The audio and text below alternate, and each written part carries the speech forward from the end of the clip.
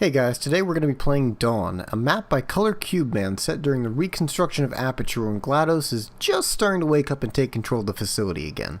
A lot of the gameplay in this map revolves around the conservation of momentum through portals, which of course was a very prevalent theme in the original Portal game, but this map takes those concepts and applies them to the elements unique to Portal 2. I'm going to be honest with you now. Not fake honest like before, but real honest, like you're incapable of. I know you're up to something, and as soon as I can prove it, the laws of robotics allow me to terminate you for being a liar. You'll probably recognize some of the animations here as being from the game itself.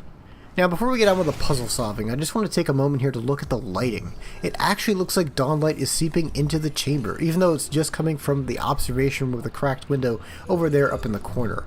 This is when Aperture's like the creepiest for me though, when there's something that looks natural, because it highlights the fact that you're stuck in this artificial prison.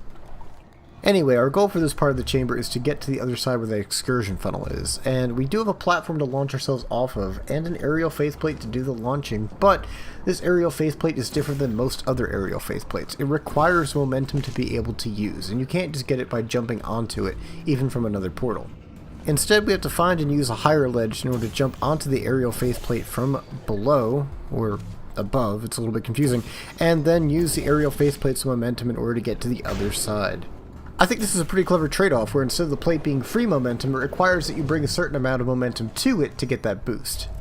Over here on the other side of things, we've got a few panels sliding into place, an excursion funnel, a cube dropper, and a button at the end of the excursion funnel for a cube to be dropped upon. So, let's get ourselves a cube.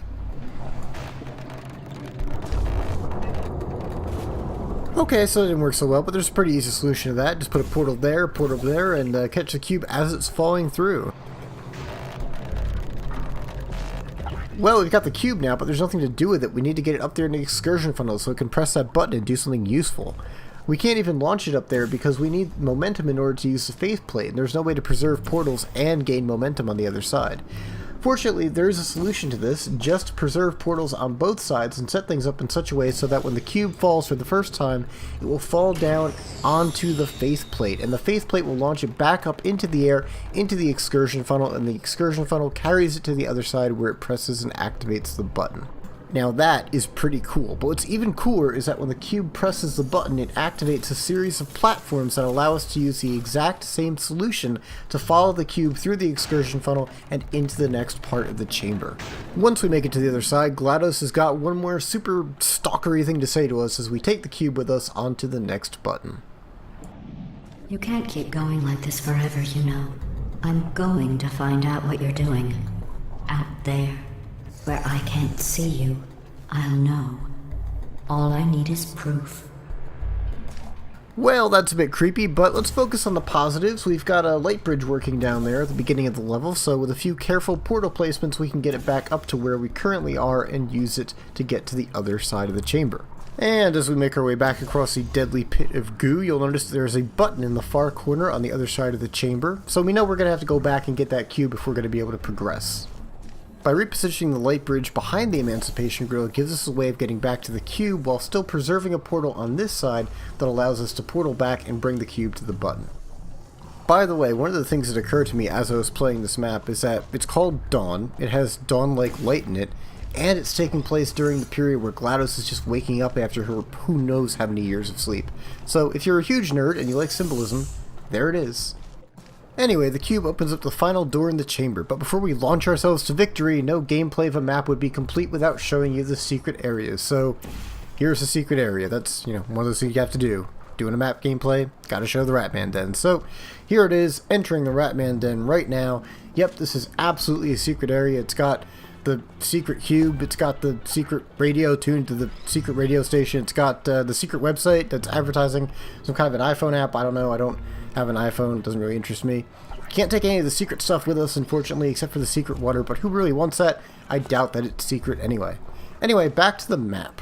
We're at the tail end of it here, and looking at this room once again, you'll notice that there is a faceplate pointed directly towards the exit, so all we have to do is launch ourselves out of here. Okay, I might have lied a little bit, but thankfully there is a panel back there and a panel over here, so all we have to do is place portals on both of these panels, jump on the faceplate, and that should give us enough momentum to get through the exit.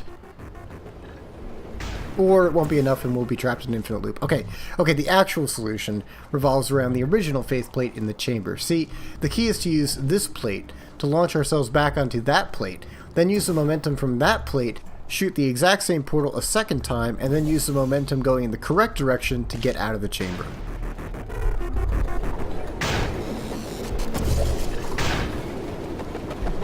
I thought we could test like we used to, but I'm discovering things about you that I never saw before. We can't ever go back to the way it was. And that is the end of Dawn. Just a beautiful, beautiful map. If you want to play it, the map link is in the description. I also recommend that you check out the guy's other test chambers. I know I've played Interlude Parts 1 and 2, and that was a tremendous amount of fun, so go and check those out. As always, if there's another map that you'd like to see a video of, leave it as a comment. Otherwise, I will catch you next time.